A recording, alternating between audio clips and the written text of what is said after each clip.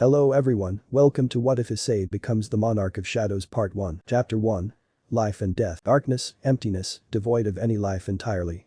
Two figures floated in a strange-looking dimension, facing off against each other. One glowed a dark purple while the other glowed a scarlet-red color, their mirror aura warped the air around them. Whoever these beings were, they radiated power. The power that seemed to defy the rules of reality in some way. In a matter of seconds, the two beings charged toward each other. As they did, they seemed to leave a trail of power behind them. The two were about to make contact with each other, possibly causing some kind of shockwave. However, the sound of an alarm clock filled a room. The room was obviously a bedroom. But the bedroom was kinda small, with a small bed, a desk in the corner, a shelf with some stuff on it, and a pile of dirty clothes in the other corner. As the alarm clock continued to go off, a hand soon appeared and turned it off. After that, a low and soft groan appeared. On the small bed, a large lump began to rise up as it revealed a brown-haired boy with brown eyes. The boy let out a small sigh as he began to rub his eyes, trying to get the sleep out of them. I am really starting to regret buying that alarm clock. The brown-haired boy threw the covers of his bed off him and slowly got out of his bed. He stood up and began to stretch. Well, I guess I should head off and take a shower. He turned and made his way out of his bedroom. He made his way toward the bathroom. He entered and turned on the shower. He waited patiently for the water to warm up. It didn't take long before the water was at the perfect temperature. Perfect. The boy then got into the shower. A smile grew on the brown-haired boy's face as the warm water washed over his body. This feels nice. The brown-haired boy enjoyed his time in the shower, standing there in silence, the warm water covering his entire body. But his attention was soon drawn to something. Knock. Knock. Knock. Knock. Issei, are you in the shower? The brown-haired boy named Issei looked over at the door. He knew that voice. That voice belonged to his mother. Issei. Yeah, Mom. It's me. Ah, you're finally awake early. I thought I would have to come and wake you up myself. Issei chuckled nervously as he scratched his cheek. When he turned off his alarm clock, he checked the time and saw that he woke up early. That is something that has never happened before. Maybe today was special. Issei. Yeah, I'm shocked myself. Well, when you're done in the shower, come downstairs and eat your breakfast. Issei. Alright, Mom. After that, Issei heard footsteps walking away from the door. The brown-haired boy sighed as he began to finish up in the shower. He didn't want his mom to come back and tell him off. Issei soon turned off the shower and got out. He grabbed a towel and began to dry himself off. He made sure to get every part of his body, that included his hair. After drying his hair, Issei looked at himself in the mirror. The brown-haired boy chuckled at the sight of himself. He soon smirked. Issei. Man, I look good. Letting out small laughter, Issei shook his head at his own words. Issei. Man, I'm sure an idiot. The brown-haired boy turned and exited the bathroom. He made his way back to his bedroom, where he quickly got himself dressed in his school uniform. Now that he was dressed in his uniform, Issei made his way out of his room and started to make his way downstairs. When he arrived downstairs, he saw his mother sitting at the table with a cup of coffee in her hands. Issei noticed the way his mother's clothes were, her barely done-up shirt, and not to mention her hair that made her look like she just woken up. The brown-haired boy couldn't help but let out a small sigh. Issei. Seriously, Mom. You're doing another shift. Issei's mother took a sip from her coffee before looking at her son. Mom. Well, someone has to put food on the table and keep a roof over our heads. Issei sighed a little as he nodded in understanding. He can tell that his mother is under a lot of stress. The brown-haired boy has told her that he can get a part-time job to help with money, but Issei's mother won't allow it. She doesn't want her son working until he finishes high school. He is already in his second year. Issei can't help but worry about his mother after the brown-haired boy's father mysteriously disappeared. One day things haven't been the same. Everyone has their own way of coping with things like that. Issei and his mother are no exception. Issei was soon brought out of his thoughts by his mother's words. Mom. Honey, eat your food before it gets cold. Issei. Oh, okay. Mom. And so, Issei sat at the table and not even picking up his fork to eat his breakfast. The brown-haired boy basically began to inhale his food like Kirby. Issei's mom watched this happen with an expression of horror. She wondered if this boy was really her son or something else. Mom. What that mouth do? The brown-haired boy stopped inhaling his food and gave his mother a deadpan expression. Issei. Saying that resulted in Issei's mom slapping her son in the back of the head. Issei. Ow. The brown-haired boy held his head in pain as he looked at his mother. Issei. What was that for? Mom. No saying that word at the dinner table. Issei. Okay. I won't do it again. Mom. Good, I don't need another lawsuit. Issei simply rolled his eyes as he began to inhale his food once again. When he was done, he picked up his plate and put it in the sink. He then checked the time and saw that his school was gonna open up soon, so Issei decided that he'll leave early. The brown-haired boy made sure to make himself lunch and some other things that he will need for today. He then looked at his mother who was still drinking her coffee. Issei. Alright, mom. I'm gonna head off now, I'll see you when you get back. Issei's mother placed her coffee down and stood up. She made her way over to her son and hugged the brown-haired boy. Mom. You stay safe, okay sweetie. Issei smiled and hugged his mother back. They remained like that for a minute or so before letting go of each other. The brown-haired boy then turned and walked to the front door. He opened it and left his house. Issei gave his mother one last wave goodbye as he closed the door. He let out a small sigh. Issei. Alright, here we go. Another day. Time skip brought to you by a monkey pointing a banana at you. Kuo Academy, named after the small town that it was in. There isn't really much known about the school, other than the fact that it was originally an all-girls private school.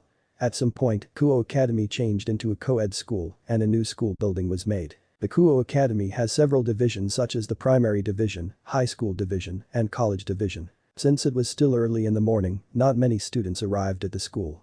There were a few, but more will come later on. Issei walked up to the gate with his bat in his hand. The moment he walked through the gate, some eyes were on him. The brown-haired boy noticed that he was being given looks of disgust, mainly from the girls. Female student. Oh, great. The pervert is here early. Female student 2. I bet he's here to get in some early peeping. Female student 3. Disgusting perv. Female student 4. Just die. Issei rolled his eyes as he kept walking. He wasn't really fazed by the words. But the brown-haired boy completely understood their hatred of him. After all, he is a pervert. He and 2 others make up an infamous group called the Perverted Trio, who go around and peep on girls while they're changing and talk about their breasts. They are basically the enemy of all women, and Issei is kin to the leader. The brown-haired boy doesn't really see himself as much of a leader. Whenever the group wants to do something, it becomes a group vote. But apparently, everyone thinks Issei is the leader of the group. I see that you're here early, Mr. Highschooldxd. Issei turned his head to the voice and was greeted by someone who he respects and hates a little. Sauna Shatori, a beautiful young bespectacled woman with a slim figure, black hair styled in a short bob cut, and violet eyes. Sauna was the student council president. The student council helped share students' ideas, interests, and concerns with teachers and school principals. They also often help raise funds for school-wide activities, including social events, community projects, helping people in need, and school reform. While Issei respects Sauna and the work she does, he kinda hates her cause she is always on his case. Then again, it's understandable since he is a pervert. Issei. Good morning, President. No surprise that you're here. Sauna. Of course, I have to greet the students and make sure they are not doing anything that could cause harm. Issei. I feel like that cause harm part is directed toward me. This made the black-haired girl raise a small eyebrow. Sauna. What makes you believe that, Highschooldxd? Issei. President, I'm a part of the Perverted Trio. I thought you were smarter than that. Sauna shook her head a little. While she doesn't like Issei's perverted actions, she gets a lot of complaints about him and his friends. The brown-haired boy was still a student at the school, so she has to make sure that he is treated the same as the rest of the students. It's not like Sauna hates Issei. She kinda finds him amusing, but that's all. Sauna. There are still more students on their way to school, make sure you get to class on time. And don't cause any trouble. Issei gave the black-haired girl a soldier salute. Issei. You got it, Miss President. Sauna shook her head as she watched a brown-haired boy walk off. As she watched, a small smile grew on her face. Sauna. There is something special about you, Highschooldxd. I can feel it. Time skip. Issei let out a small sigh. Issei. I'm bored. Currently, the brown-haired boy was laying on a grassy field with his 2 best friends beside him. The first was Motohama, a boy who for some reason has the strange ability to know a girl's body measurements just by looking at them. This has given him the name Perverted Glasses. The other boy was Mitsuda, once a jock and proud sportsperson who has now devoted his life to being a pervert. Together, the trio makes up the infamous Perverted Trio, the enemy of all women. Mitsuda looked at Issei. Mitsuda. Really? You're bored? We just finished peeping on some girls. Motohama adjusted his glasses as he smirked. Motohama. I get it, you want to go see more. Do ya? However, to the duo's surprise, Issei shook his head. That is something that has never happened before. They always want to peep at more girls. Issei. I'm bored of that. Motohama. How can you be bored? The brown-haired boy simply shrugged his shoulders. He wasn't really sure himself. But he felt really bored of all the peeping. It felt like an infinite loop to Issei. Every day it's the same thing. He wakes up, goes to school, peeps on girls, gets into trouble, goes home, and it starts all over again. Issei. I'm just is this my purpose in the world? To forever peep on girls? Mitsuda. What's wrong with that? Don't you like breasts? Issei sighed as he laid up. Issei. Yes, but I just feel stuck. Motohama. Stuck. The brown-haired boy nodded his head. Issei. Like, why did we enroll in this school? Motohama and Mitsuda said some sort of important line or whatever, but Issei didn't really bother listening. The brown-haired boy stared at the bright blue clear sky, the sun was high, and there were 0 clouds in sight. As he stared at the sky, he began to think to himself about some things. Was this really his life?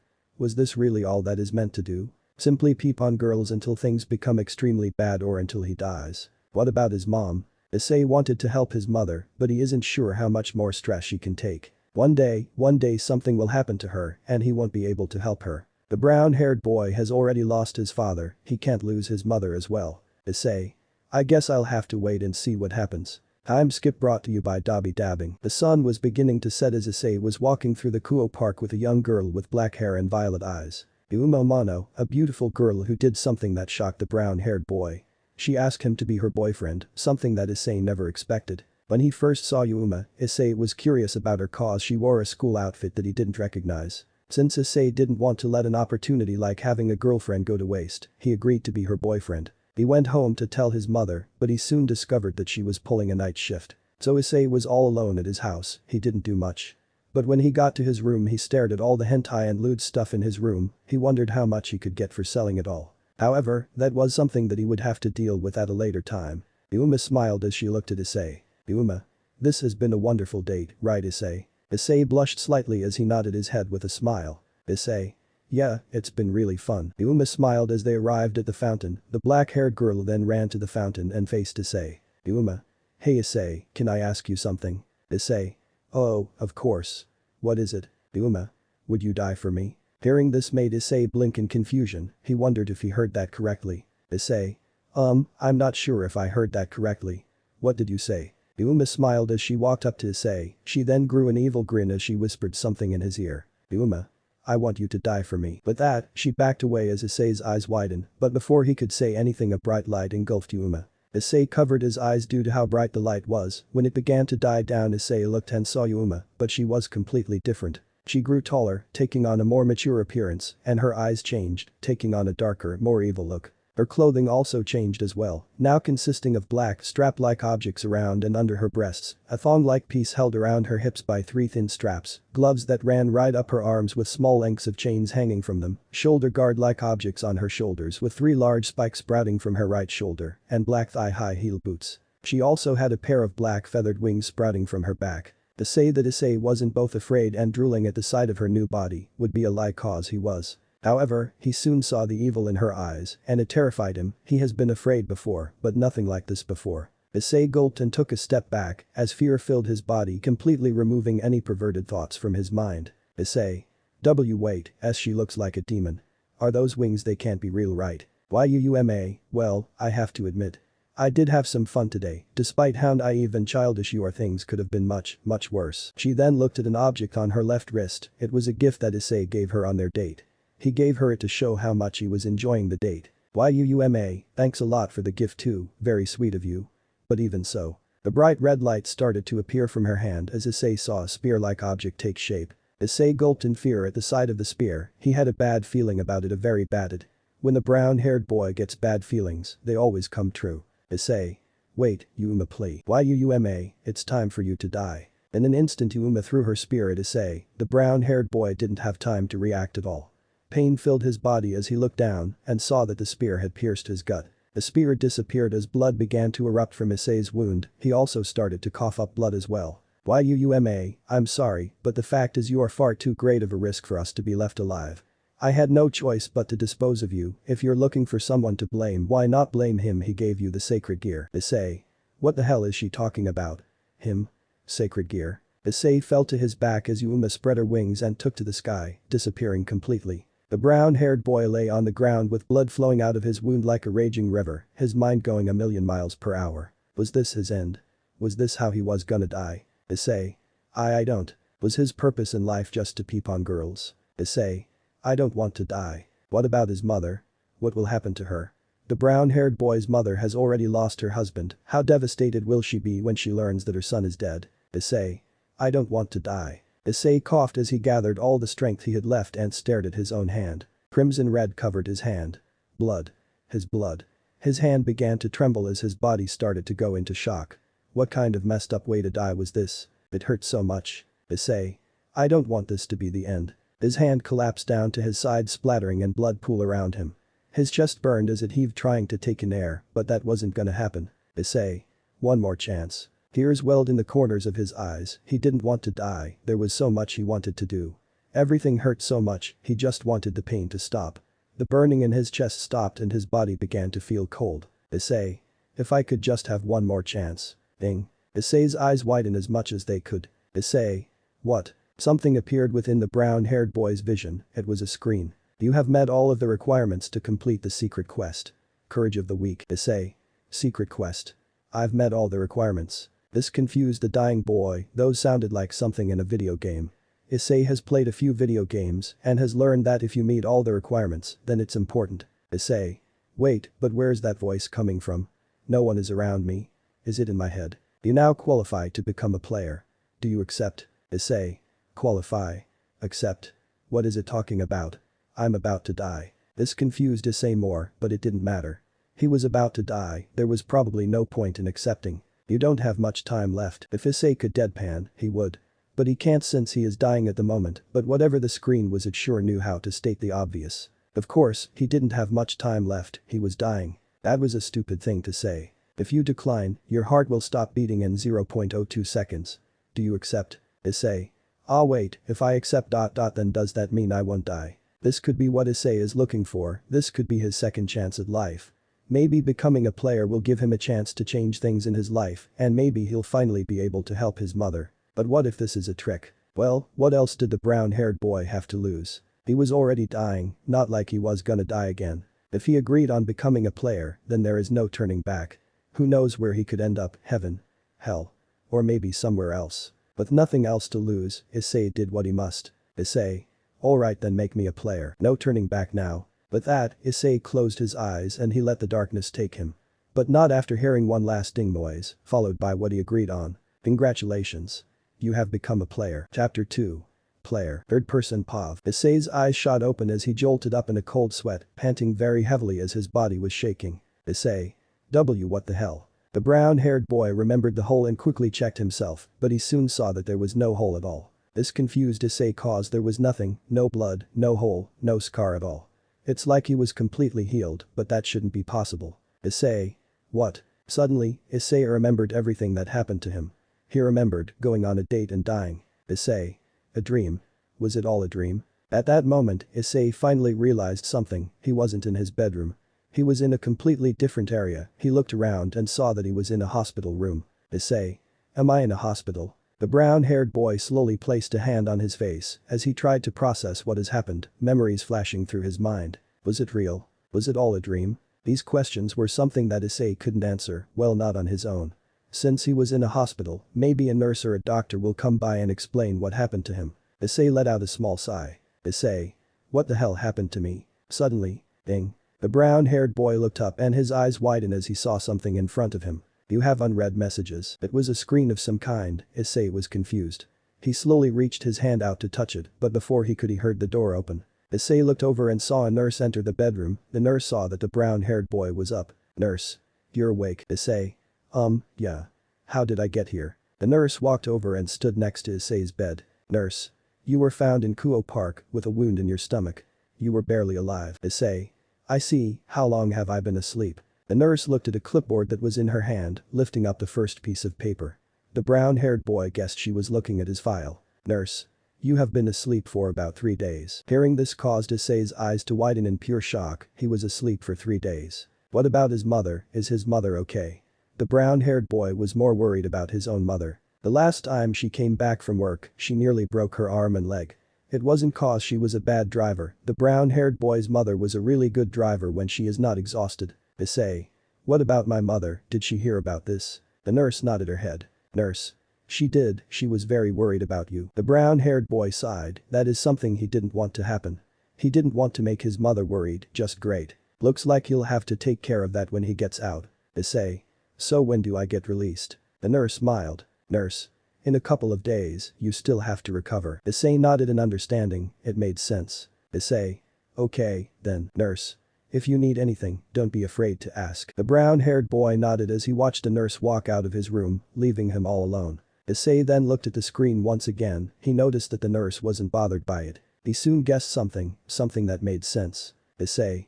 Could it be that she can't see this thing? The screen still said that Issei had unread messages. The brown-haired boy tried to touch the screen, but it didn't seem to work. He began to think since he can't touch it, does he have to read the message box another way? Maybe snapping his fingers or a voice command. Issei sat on his bed, staring at the screen for a solid 5 to 10 minutes trying to figure it out. He soon let out a small sigh. Issei. I have to open the message box somehow. Ding. Issei's eyes widened as he watched the screen change, and 2 messages appeared on the screen. Congratulations. You have now become a player. Daily quest. Train to become a formidable combatant. Issei. A player? So that really wasn't a dream. The brown-haired boy narrowed his eyes at the screen. He honestly felt like the screen was just something that his mind was making up. But it seems like Issei was wrong about that. Just then another screen soon appeared. This system will help the player develop. Failing to comply with the system's orders could result in a penalty. This made Issei both curious and worried. Develop. Develop into what exactly? And what penalty? What could happen to him? Will it do something to his mother? It better not. Suddenly, another screen appeared. But this time, this screen had something very interesting. You have received a reward. Issei. A reward? Does it have to do with that thing I saw when I was dying? What was it called again? The brown-haired boy began to remember the day he died. He remembered the screen saying that he completed a secret quest called Courage of the Weak. Issei wondered why, or rather how he completed that quest. Was he that weak? Sure, the brown-haired boy mainly focused on peeping girlin. Issei sighed in disappointment. He really was weak. Issei. Damn it, I am weak. The brown-haired gritted his teeth. He made his mother worried about him. He didn't do a single thing to defend himself when she attacked him. Issei felt so ashamed of himself that he soon turned to one of the screens. Issei. Train to become a formidable combatant. The brown-haired boy narrowed his eyes. Issei. Open. Then the screen soon changed. Daily quest. Train to become a formidable combatant. Push-ups, 0-100. Sit-ups, 0-100. Squats, 0-100. Run 0-10 km. Caution: if the daily quest remains incomplete, penalties will be given accordingly. Issei deadpanned at what he was staring at. The screen, or rather the system, couldn't be serious. Issei. Is this some kind of joke? The brown-haired boy sighed. He wanted to do it so he would suffer the penalty. However, he was in no state to do any of that. Issei. I'm hospitalized. I don't have the strength to do all this stuff. With that, the brown-haired boy laid back down on his bed and closed his eyes. However, he will soon learn that doing this will be the biggest mistake of his entire life. He forgot about the caution about not doing the daily quest. The brown-haired boy was about to experience something truly terrifying. The timer on the daily quest started, and over the next few hours, it kept ticking. It turned from green to orange, and finally to red. A screen appeared as Issei continued to sleep. You have failed to complete your daily quest. You will be transferred to the penalty zone for an allotted amount of time. Suddenly, the ground began to shake. Issei's eyes slowly opened as he wondered what was going on, but then he realized what was happening. He quickly sat up as he had an expression of panic. Issei. An earthquake. On the outside, Issei was panicking, but on the inside he was confused. There hasn't been an earthquake in Kuo for like 100 years, so why have some just decided to appear? Unknown to the brown-haired boy, his bed began to crack as it soon turned into sand. Issei simply blinked as his surroundings changed. He was no longer in a hospital, he was now in some kind of desert with a beautiful sunset. Issei. I am in the desert. The brown-haired boy slowly got up and looked around. He didn't see any but a vast of sandy orange for miles and miles. He was so confused. How did he end up here? He was in the middle of an earthquake. How can he end up here? Issei. This makes no sense. Wait, was everything really just a dream? Did he just dream about the earthquake? Issei has had similar dreams before. But they were about different things, like that one time he had a dream about himself waking up only to find a man named Dio in his bed. The brown-haired boy shivered at that memory. He didn't want to sleep for a whole week after having that dream. Suddenly, the sand behind Issei began to rise up slowly. But soon, it shot up with great speed. This caused some sand to land on Issei's head as the brown-haired boy noticed it, and a large shadow loomed over him. He slowly turned his head, only for his eyes to widen in pure fear. Poison-toothed giant desert centipede. The centipede roared furiously at the brown-haired boy, who began to sweat in fear. Ding. A screen appeared in front of Issei. This one made him even more scared. Why, just why? Penalty quest. Survival goal. Survive for the allotted amount of time. Allotted time. 4 hours. Time left. 3 hours, 59 minutes, 57 seconds. Issei gulped as he hoped the system was joking with him. He really hoped that this was some kind of joke. Issei. This is some kind of joke, right? Drool began to escape from the giant centipede's mouth as it licked its own fangs. Issei guessed that it was really hungry. It probably hasn't eaten anything in a while, how could it? There doesn't seem to be anything in the desert. No water, no plants, no animals, nothing. And Issei has to survive 4 hours of this. The brown-haired boy took a step back in fear. Issei. Hey, big guy. We don't have to do this, we can be friends. The giant centipede simply roared at the brown-haired boy. There was no way it was gonna let him get away. However, Issei still had his secret technique. A technique that he has been mastering for many years. Issei. Well, it seems like I have to use my secret technique. This seemed to have gotten the centipede's attention. It wondered what the human in front of it was talking about. Issei proceeded to run as fast as he could away from the giant centipede. There was no way in hell he was gonna fight that oversized bug. Issei. Fuck this shit, I'm out. Time skip brought to you by Issei getting tormented by Ghost Trainer. Issei huffed and puffed as he has been running for what felt like forever. There was also another problem. In the beginning, there was only one centipede, but now there are 2 more poison-toothed giant centipedes, and just like the first one, they were very hungry. The brown-haired boy panted as he continued to run across the sandy landscape, his feet sinking into the ground a little with each step. Issei. Fuck. I have to keep running. I can't die. Penalty quest. Survival goal. Survive for the allotted amount of time. Allotted time. 4 hours. Time left. 0 hours, 0 minutes, 7 seconds. Issei panted as he kept running. He had to keep going. He only had a few more seconds before he returned. 6, 5, 4, 3. One of the giant centipedes lunged at the brown-haired boy, its mouth wide open and ready to devour him. 2. Issei's eyes widen in fear. 1. Penalty quest has been completed. At that moment, Issei reappeared back in the hospital and landed on the ground hard. The brown-haired boy panted heavily as he was finally able to catch his breath. Sweat covered him as he panted. He then looked up at the screen in front of him. Issei. Penalty quest. That was a total nightmare. Issei thought that Yuma stabbing him with that light spear of hers was the worst thing that has happened to him, but the brown-haired boy was way wrong. That penalty zone or whatever he was in was worse. Issei never wants to go back to that place ever again. The screen soon changes. You have received a reward for completing the penalty quest. Check your reward. Accept decline. Issei panted heavily. He was gonna make his decision. Since he went through 4 hours of running, he hoped that whatever his reward is would be something really good. However, he soon felt really weak. Running for 4 hours with no breaks whatsoever is not a very good idea. But Issei had no choice. The brown-haired boy soon fell unconscious. At that moment, a nurse entered Issei's room to check on him, but when she opened the door her eyes widened as she saw the brown-haired boy on the ground unconscious. Nurse. Oh, my god. What happened? She looked down the hallway. Nurse. I need some help over here. Chapter 3. Dungeon. Third-person POV. The sun rose high into the sky as the light shined over the town of Kuo. The warm light washed over everything. At the Kuo hospital, 2 of the nurses were chatting to each other about some things while one of them drank a cup of coffee. Nurse 1. You know that patient isseihyoudou? Nurse 2. Yeah, what about him? Nurse 1. I heard he had a pretty nasty wound. Nurse. Yeah, that's right. It hasn't been that long since he regained consciousness, but he's been running around every single day. Nurse 1. What did the doctor say? Nurse 2. That he should recover in no time, also that some light exercise wouldn't do any harm, but… Just then, the first nurse notices something outside the window. It was isseihyoudou, the brown-haired boy was doing a morning run. Nurse 1. Look over there, he's running right now. The second nurse saw Issei pant a lot as he ran. The brown-haired boy was also sweating a lot. Nurse 2. Light exercise, are you sure he's going to be okay? The first nurse shrugged her shoulders. Nurse 2. How long has he been running? Once again, the nurse shrugged her shoulders. Issei POV. I kept running. I could feel my heart beating so fast that it felt like it was gonna burst out of my chest. My arms and legs are so sore. I feel like I am about to collapse to the ground and die, but I can't yet. I just have to do a little more, that is all I have to do. It has been 4 days since I regained consciousness. During that time there are a couple of things I have become aware of. I soon stopped running as I placed my hands on my knees. I started panting heavily as I felt like I was gonna throw up and die. Anyways, enough about me, back to the things I have learned. Firstly, I looked up and saw the screen in front of me. Run 10 kilometers.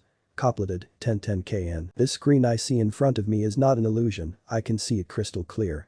However, nobody else can see it. I can also physically touch it, but I learned that it prefers voice commands more. Daily quest.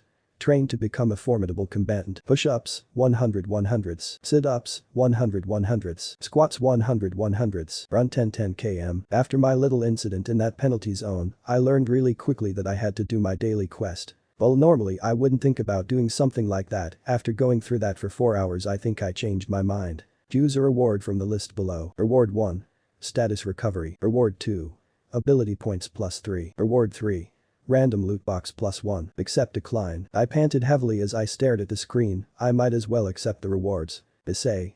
Accept status recovery. At that moment, my eyes widened as I felt a sudden surge of energy flow through my entire body. I stared at my hands as I didn't feel tired anymore. In fact, I felt like I was ready to start a whole new day. Status recovery must relieve any fatigue from exercising. The exhaustion weighing down my body is gone in an instant. I had to admit that it was really useful. I wonder if I could use it during a fight or something. Wait, why am I thinking like that?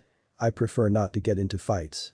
But if I end up meeting that girl again, it may be helpful. I then held out my hand as a small box appeared for a second before disappearing. You have obtained a random loot box. Other options include obtaining ability points to boost my stats or an item from a random loot box. I am not sure if the loot I get from the random loot box depends on my level. If that was the case, then I am sure to expect something really terrible like a strick or a few weak items. But if it is like those gacha games I have heard about, then there is a chance I could get something really good.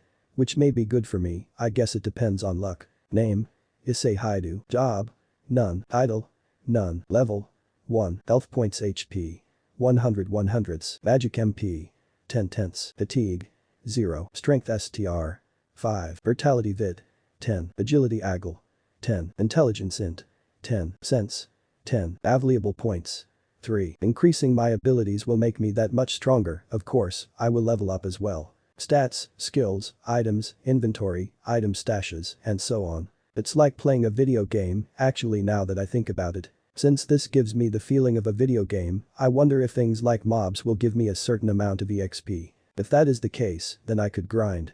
Then again, I get the feeling that it isn't like video games where you get an infinite amount of mobs. This is a strange phenomenon that has taken control of me. I walked over to a nearby bench and sat down on it as I stared at the screens in front of me. I couldn't help but let out a small laugh. Issei.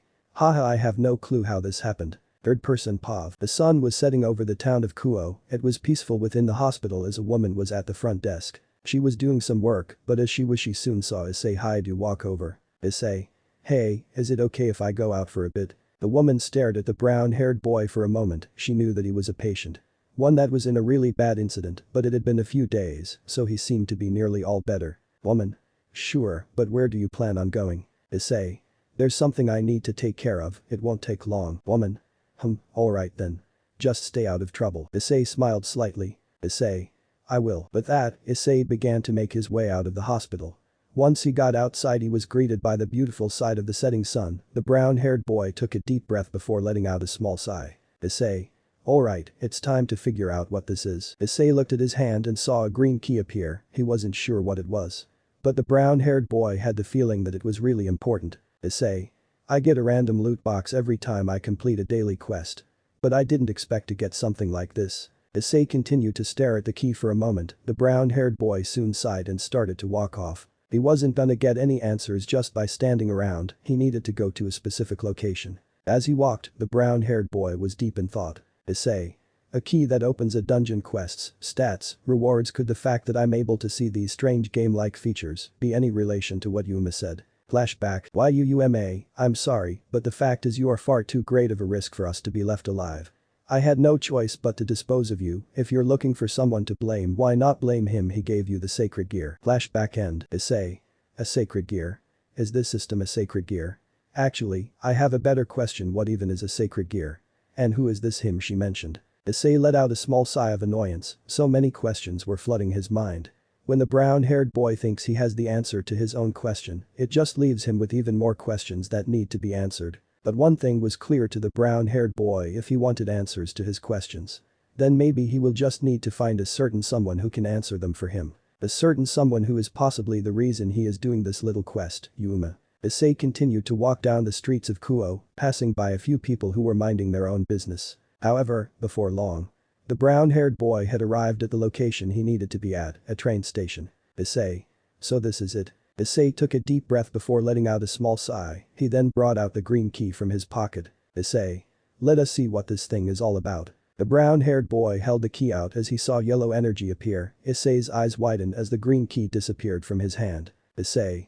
What the? At that moment, Issei was hit by a gust of wind and a blue portal formed in front of him. However, the brown-haired boy can already guess that only he can see the portal and no one else. Without a second to waste, Issei slowly walked into the portal with a look of determination on his face. You have entered an instant dungeon. Issei. Instant's dungeon, so that is what this place is called. Suddenly, the brown-haired boy heard a noise and quickly looked back to see the entrance sealing up. Issei. What? Issei turned to try and leave, but it was too late. The portal was sealed off, leaving the brown-haired boy trapped inside this instant's dungeon. Issei. Damn it. The brown-haired boy punched the wall in anger, unfortunately confirming that it was real and not an illusion. However, as Issei felt hopeless, he notices something. He saw a girl walking up the stairs. She didn't seem to notice him and she phased through the wall like a ghost. The brown-haired boy's eyes widened at this. He soon began to piece things together. If the girl didn't see him, that means that he isn't visible to their eyes. But he wondered if he could still touch them. Issei waited a bit and saw a man walk in. The brown-haired boy reached out to touch the man. But his hand simply went through him, confirming Issei's question. Issei. So, they can't see me, hear me, or feel me? Am I in a completely different dimension? He held his hand out and touched the wall. Issei. So, not only can I see the system and these dungeon portals, but when I enter them, I am basically erased from existence. Issei then crossed his arms. Issei. But what if I enter a dungeon that requires multiple people? Can I allow certain people to see and enter the dungeons? How does this work? You cannot leave this dungeon unless you defeat the boss or use a teleportation stone. Issei narrowed his eyes at the screen. He wasn't sure why, but he had the feeling that it was directly talking to him in a way. Issei. Since I don't have a teleportation stone, I have no choice but to beat the boss. The brown-haired boy sighed. Issei. It shouldn't be too hard. The key did say that this dungeon was E rank. So this may be the weakest. Suddenly, a gust of wind struck Issei as the brown-haired boy turned and stared down the stairway. Issei. Seriously, I have to do this all alone. Issei was once again struck by another gust of wind, causing him to deadpan. Issei. Wow, whatever is down here must really have an attitude. Reminds me of that one anime I watched. What was it called again? Issei stood where he was for a moment, trying to remember the name of the anime. But he was soon hit by another gust of wind, causing the brown-haired boy to sigh. Issei. Alright. I'm coming. The brown-haired began to make his way downstairs. As he did, he saw that the inside of the train station looked way different than in the real world. For starters, there were no people, there were cracks on the walls and the ground, also the lights were flickering. Issei guessed that whatever was inside this dungeon did all this, or maybe it is just always like this in dungeons. Issei. Damn, this place looks like shit. The brown-haired boy kept walking, keeping an eye out for anything that could show up. This was a new experience for him, so he had to be on guard. Issei. Will I be able to do this? Suddenly, Issei covered his nose as he just picked up a terrible smell. The foul stench almost made the brown-haired boy want to throw up. Issei. What the hell is that smell? It's disgusting. As Issei looked around, he got the feeling that he was being watched by something. This sent him on high alert as he checked his surroundings for anything that could attack from the shadows. Suddenly, he heard a noise. Just on pure instinct, the brown-haired boy jumped back. Issei wasn't the one doing this, it was his body. It moved on its own. Issei. What the hell? Issei looked to see what tried to attack him. When he did, he was greeted by a scarlet red wolf with red eyes and surprisingly a metal jaw. Steel Fang Raken. Issei. A wolf. Look at that jaw. That thing looks like it can bite through anything. The brown-haired boy can guess why it is called Steel Fang. One strike from those jaws and he is done for. Issei. This is my second or rather third time seeing some kind of supernatural thing. The first was Yuma, if that really is her real name. She turned out to be some kind of winged person, an angel of some kind, but with black wings. The second was those giant centipedes that Issei had to run away from in the penalty zone. Those things were a living nightmare. Now there is this scarlet red wolf with a metal jaw. What's next?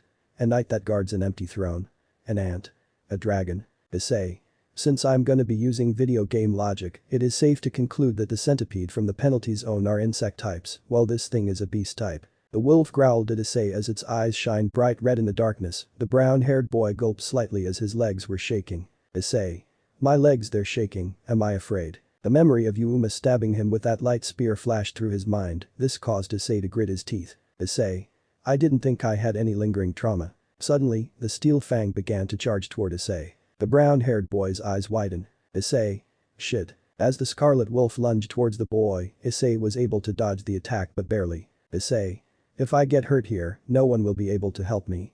I can't get hit. A steel fang charged at Issei once again, and this time, the Scarlet Wolf nearly bit the brown-haired boy's eyes off. Once again, without Issei doing anything, his body moved on its own and did some acrobatics to dodge the attack. Issei blinked as he looked at his hand for a second. Issei.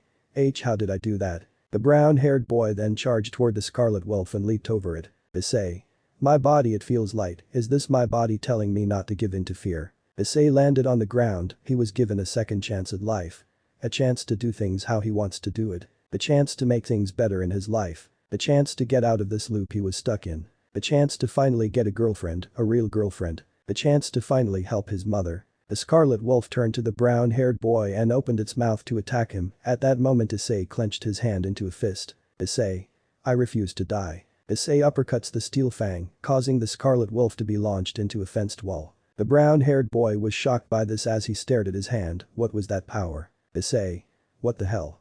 What's this? Issei wondered if this was cause he leveled up his strength state. Since it was the lowest out of all of his stats, he decided to make things even. However, the brown-haired boy didn't expect this. But Issei looked over and saw the Scarlet Wolf walk out, completely fine. This honestly didn't shock the brown-haired boy. There was no way he would just suddenly kill the damn thing. This wasn't like an anime where the main character is overpowered and can defeat anyone with one punch. Issei. It's still stronger than me, great, just great. But if I make it out of this. I just thought of an idea for a new anime. Issei charged toward the Scarlet Wolf as he unleashed blow after blow, but this seemed only to piss the wolf off. Issei. Damn it, just as I thought, this isn't enough. Regular attacks have no effect on this thing. A steel fang lunged at the brown-haired boy who dodged the attack. Issei saw the wolf turn towards him, as it seemed to have some piles and stuff within its jaws. Issei. What should I do? The beast lunged at Issei once again, but the brown-haired boy dodged the attack. Issei. Is this seriously all I can do? Just hope I can figure something out before this thing eats me. The Scarlet Wolf attacked again, and Issei dodged. However, this time he wasn't so lucky. The steel fang raken was able to leave a mark on the brown-haired boy's leg. Issei gritted his teeth. Issei. Damn it. If only I had a weapon. Suddenly, Issei heard a ding noise as he looked and saw the system showing his inventory. The brown-haired boy's eyes widened as he saw something within his inventory. Issei. What the how did? The raken roared and charged toward Issei, not wasting any time. He shoved his hand into his inventory and began to pull something out. Issei. I don't know why this is in my inventory, but it doesn't matter. The Scarlet Wolf leaped into the air with its mouth open and ready to strike.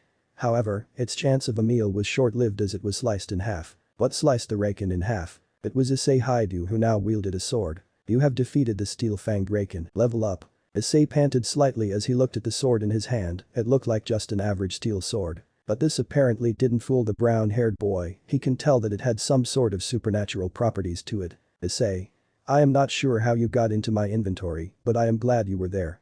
Otherwise, I would have died. Suddenly, Issei heard a noise coming from the darkness. This caused a brown-haired boy to turn to the source of the noise. Issei. As long as I have a weapon. He saw two more steel-fanged rakens, both growling as their eyes glowed crimson red. Issei. I'm not scared. The two wolves roared and charged at Issei with the intention to kill him. However, the brown-haired boy was prepared this time. He slashed the side of the first one, causing a nasty wound on its side. However, the second one caught the brown-haired boy's sword with its teeth. Issei. Hey. Get your own. Issei threw a punch into the Scarlet Wolf's face, causing it to let go of the sword as the brown-haired boy took this chance and decapitated it. Issei panted as blood covered his sword. He then looked at the other steel-fanged raken. Issei. I see now compared to you, Uma. A small smirk grew on his face. Issei. You guys are totally weak. The steel-fanged raken slowly backed up into the shadows. All Issei saw was its glowing crimson eyes, but even those soon vanished into the darkness. Name. Isseihyoudou. Job. None. Title. None. Level. 2. Health points HP. 205 205ths. Magic MP. 22 20 seconds. Fatigue. 2. Strength STR. 12. Vitality Vit. 11. Agility Agile. 11. Intelligence Int. 11. Sense. 11. Available points. 0. Chapter 4. Boss. Third person POV. Name. Isseihyoudou. Job. None. Title. None. Level. 2. Health points HP. 205 205ths. Magic MP. 22 20 seconds. Fatigue. 3. Strength STR. 12. Vitality Vit. 11. Agility Agile. 11. Intelligence int. 11. Sense. 11. Available points. 0. Isseihyoudou stared at the system screen in front of him. The brown-haired boy had an expression of curiosity as he stared. Issei. So, it looks like all my stats go up by 1 point every time I level up. Because I had my strength at 11 and now it's 12. After the steel wolf ran away from him, Issei decided to take a little break to figure out what he should do next. He didn't want to push further into the dungeon like a complete moron, that will be the death of him. Issei. I get 3 points when I complete a daily quest, so that each time I level up can equal around 4 or 5 points. However, it seems that hunting beast is the fastest way to level up. The brown-haired boy crossed his arms. Issei. I wonder how much of a difference each point makes. These stats quantify things like intelligence and sense, too. He looked at the strength state. Issei. I guess the easiest to understand is strength. My strength is only at 12, but I think I can feel an improvement.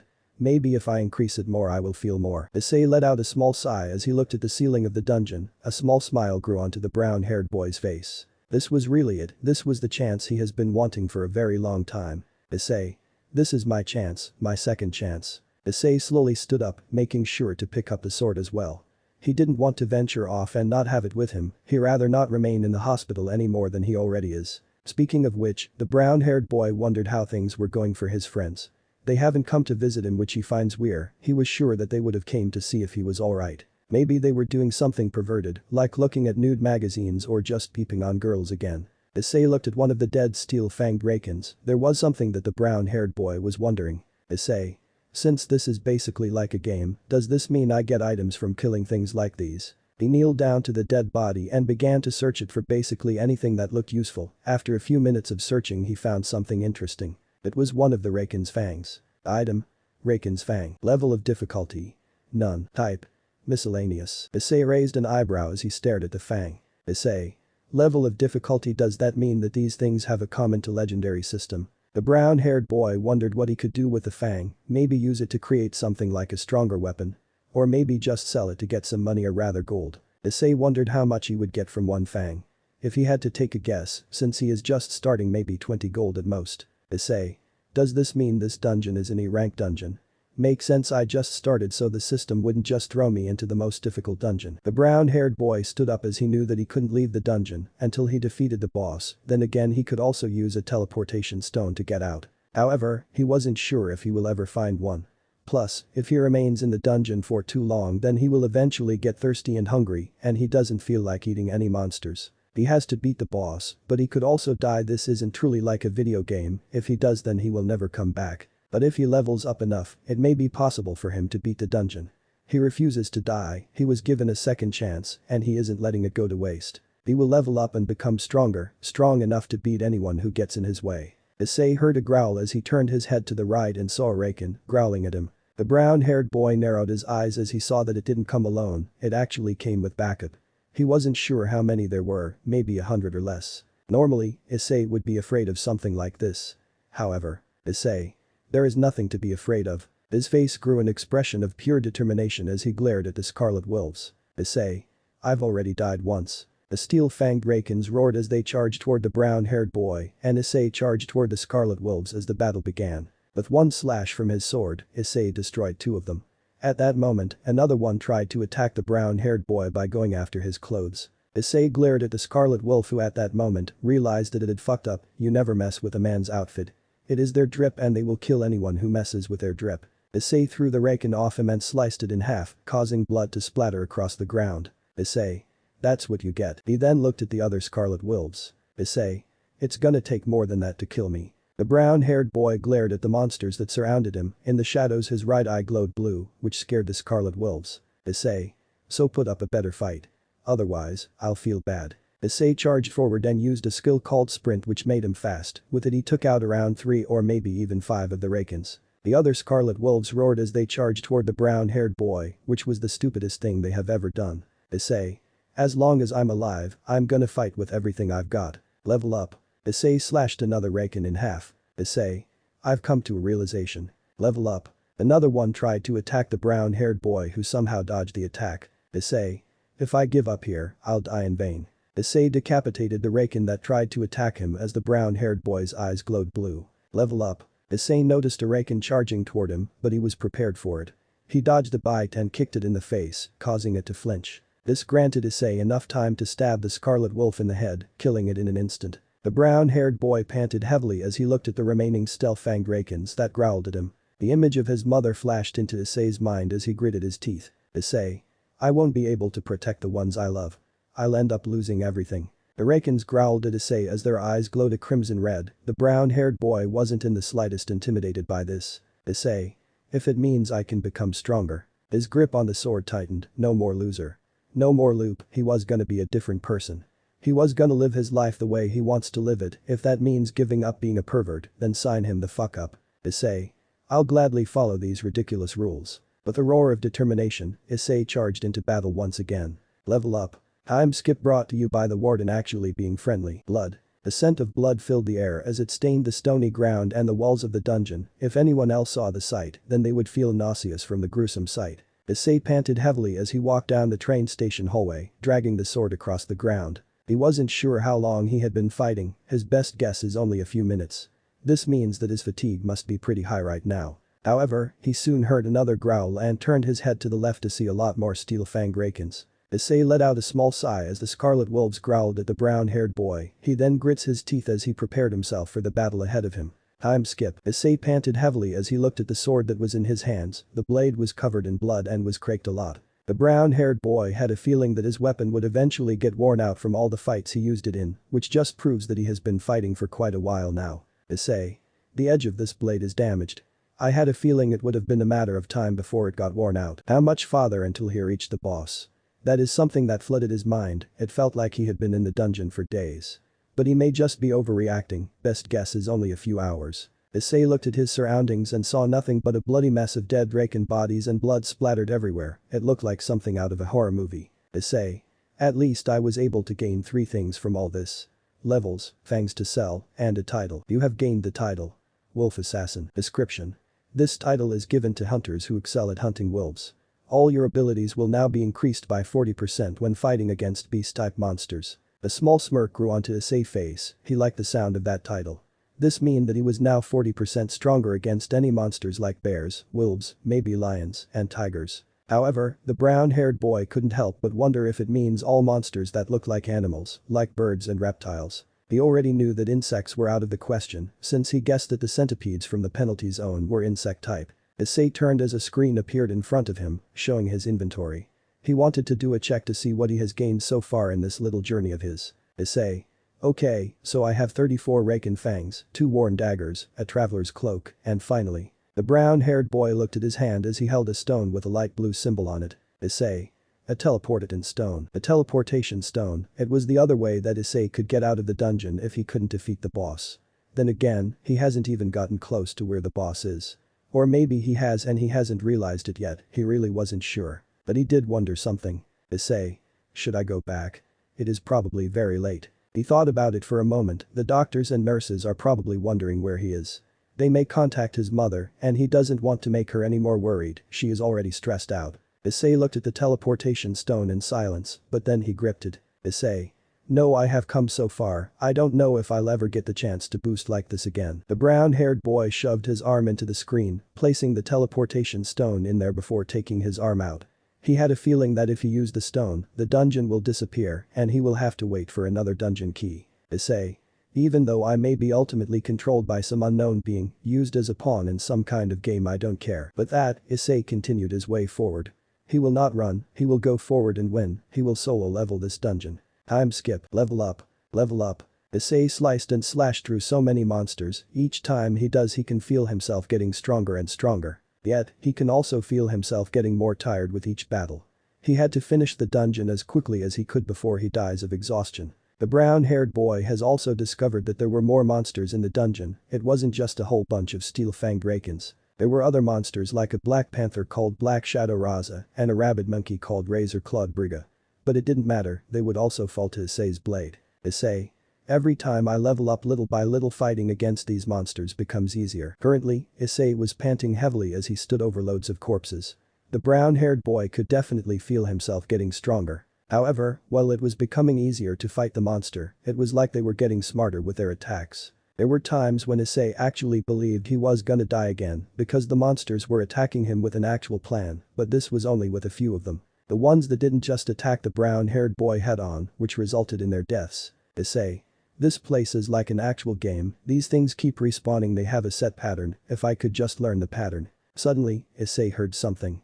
He quickly looked up as a brigga leaped down at him as two raisins tried to attack him from his left and right. A smirk grew onto Issei's face as he took his sword and used it to stab the brigga. He then used the sword to decapitate both the raisins before they could reach him. As he did this, one of the brown-haired boy's eyes glowed blue. He then noticed a raken leaping toward him, but he easily killed it by slicing it in half. After he did that, he noticed something when he went to grab the fang from the raken. The name that was above was now white. Issei. The color of the name changed. If the label is white now, that means that it is relatively weak now. Orange must mean that the monsters are on the same level as me, or stronger, and red means that they're significantly stronger. The brown-haired boy remembered that the raken's label used to be orange when he entered the dungeon, but now it is white. He also remembered that the poison-toothed giant desert centipede's label was red, which mean that it was way stronger than what Issei was currently fighting. Issei. Since its label is now white, that means that I have gotten stronger, but even at my current level. The brown-haired boy turned to his right to see a staircase that went further down into the train station. He could feel a strong power coming from down there. Issei. I don't think I will be able to defeat the beast down there. He gulped slightly. Issei. My stats have increased, which is why I know for sure that lurking down there is a monster. The brown-haired boy turned to a screen that showed his stats. Name. Isseihyoudou. Job. None. Idol. Wolf Assassin. Level. 15. Health points HP. 1105. Magic MP. 200s. Fatigue. 30. Strength STR. 26. Vitality Vit. 24. Agility Agile. 24. Intelligence Int. 24. Sense. 24. Available points. 0. Issei. I don't think I'm gaining any more levels by staying here. He then looked at his sword, which was more cracked. It looked like it could break at any moment. Issei. And my sword won't make it if I continue to fight these unnecessary battles. The brown-haired boy stared at the stairway for a moment. He then let out a small sigh as he began to walk down them. He came all this way, he isn't gonna just turn back now. He walked down them in silence, wondering what kind of monster he will face when he reaches the bottom of the stairs. It didn't take long before he reached the bottom. As he entered the room, he saw that it was overtaken by water and plant life. The brown-haired boy looked around and didn't see anything at first. This confused Issei cause he wondered where the boss was. Issei. Where is it? It should be he. Suddenly, Issei heard something and saw something coming toward him with immense speed. The brown-haired boy's eyes widened as he used a sword to block an attack that struck him. Issei. What the hell? So fast. Whatever struck Issei launched the brown-haired boy back and slammed him into a stone pillar. Issei screamed in pain as he hoped that his spine wasn't shattered from the impact. Luckily, that didn't seem to be the case. He coughed as he looked at his sword, shocked to see that the blade was now broken. Issei. My sword. He panted a little as he slowly brought himself to his feet, feeling sore and in a lot of pain. Issei. I thought I leveled up quite a bit. Issei looked up and saw the boss. It was a giant snake covered in blue scales and had glowing amber eyes. King of the swamp, blue venom fanged, Kasaka. Issei. I can't believe its label is still written in orange. Chapter 5. Near Death Win. Third person Pav. King of the swamp, blue venom fanged, Kasaka. Issei grunted in pain as he gazed up at the massive snake in front of him. This snake was most definitely the boss of the dungeon. He had a feeling that the boss was gonna be some sort of animal-type monster, but he originally guessed a giant wolf like the countless rakens he has faced so far. Like he has so many steel fangs that he could probably become rich just from those alone. Then again, he may just be very much wrong about that. As the brown-haired boy stared at the boss, he couldn't help but feel annoyed. He has spent what felt like hours in the dungeon, fighting so many beast-type monsters and leveling up, but in the end it didn't even matter. Issei. I can't believe its label is still written in orange. Will he even be able to damage the snake? Probably not, since his sword is now destroyed. The brown-haired boy hopes that he can last for maybe 5 minutes or more, so he can come up with a solid plan to defeat the boss. What any smart person would do before coming into the boss room would prepare, but he couldn't prepare. He came into the dungeon completely blind, plus he was meant to be in the hospital, so he couldn't really get any weapons. Issei also knew that he couldn't run away from the boss, it will probably chase after him. Then again, he still has that teleportation stone, he can use that if he needs to. Issei. So big guy or girl, are you the one in charge? The snake roared at the brown-haired boy, revealing its 2 massive fangs that seemed metallic to Issei. He also saw that the snake also had smaller rows of teeth in its mouth. Issei panted heavily as he flipped his broken sword around and gripped the handle tightly. He may be tired and his weapon may be broken. But that didn't mean that he wouldn't give up. He wasn't gonna let his second chance go to waste. He was gonna live his life how he wanted. He was gonna live. For his mother. And himself. As he and the snake started off with each other, one glowing amber eyes piercing into the other's brown eyes, Issei took this chance to examine his opponent and see if he could find any weakness. Issei.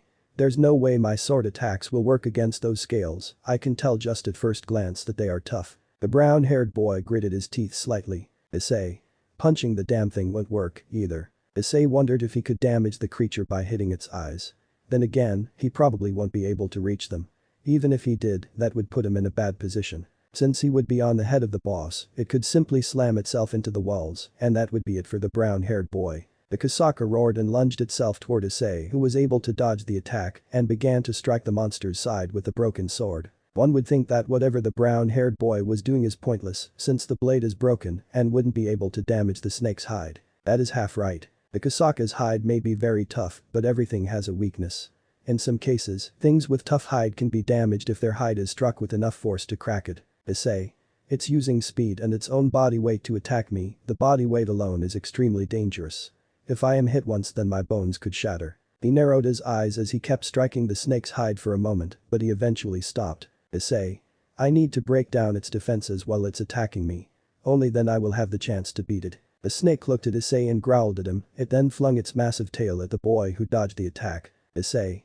Since I can't cut through the scales, I will need to attack from a different angle. The Kasaka roared as it charged at Issei once again, the attack missed and the snake crashed into the stone wall. As Issei was moving he noticed the tail coming toward him, the brown-haired boy knew that he couldn't be able to dodge the attack in time. He had to improvise. Using the broken sword, Issei managed to block the attack. However, the force from the attack was enough to send the brown-haired boy flying back. Issei landed on the ground with a grunt, but he quickly got back to his feet. He couldn't be on the ground with the Kasaka just waiting to attack again. Unfortunately, the snake struck the brown-haired boy in the gut with its tail. Issei. Arg. He fell to the ground and coughed with a little bit of blood. The Kasaka stared down at the brown-haired boy. Issei couldn't tell, but he had the feeling that the damn snake was mocking him. Issei. Damn it.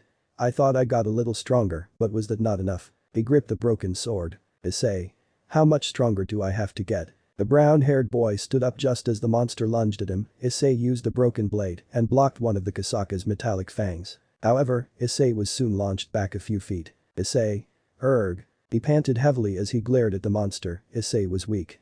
That is why he died to Yuma or whatever her name was. The reason he died was because he was weak. If he was even slightly stronger then maybe, just maybe he would have a chance to take her on. Maybe he would have been able to escape from whatever she was, but he doubts he would have been able to get help from anyone. The brown-haired can guess that he would look like an idiot if he just ran into a police station and said, "Some bitch with wings is trying to kill me." People would probably think that he is insane or something. Issei.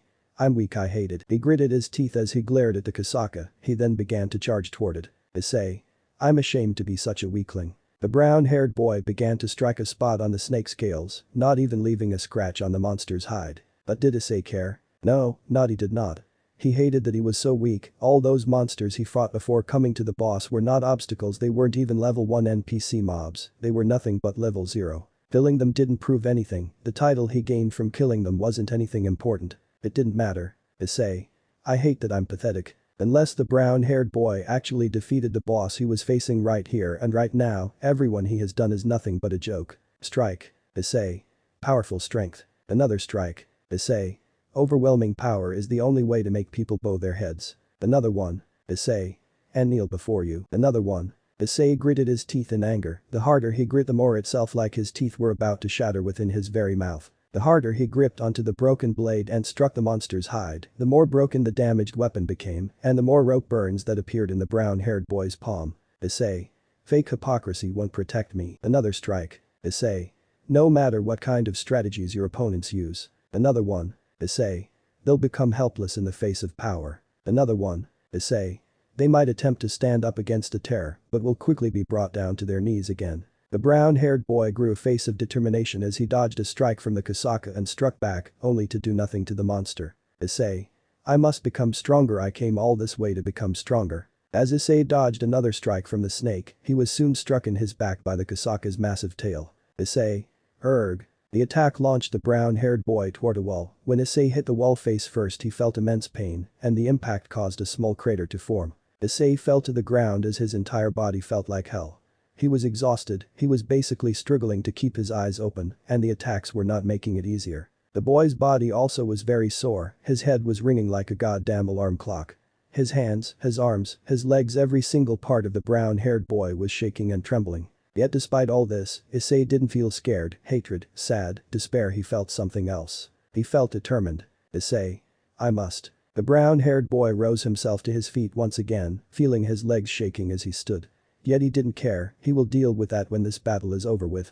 He glared at the Kosaka, staring into the monster's glowing amber eyes, as the brown-haired boy's eyes glowed as well, but they were glowing a different color. Issei. I must become stronger. The Kosaka roared in anger as it lunged toward Issei, but the brown-haired boy has had enough of this monster. Issei. Not yet. He dodged the attack before twirling the broken blade around and began dragging it across the monster's long tail. Issei. Not yet. But just like all those other times, this attack did absolutely nothing to the snake, who turned and roared at Issei. He narrowed his eyes and charged at the monster once again, blade in hand and ready to end this battle once and for all. Issei dodged the mouth of the beast and dragged the broken blade down the monster's neck. Body.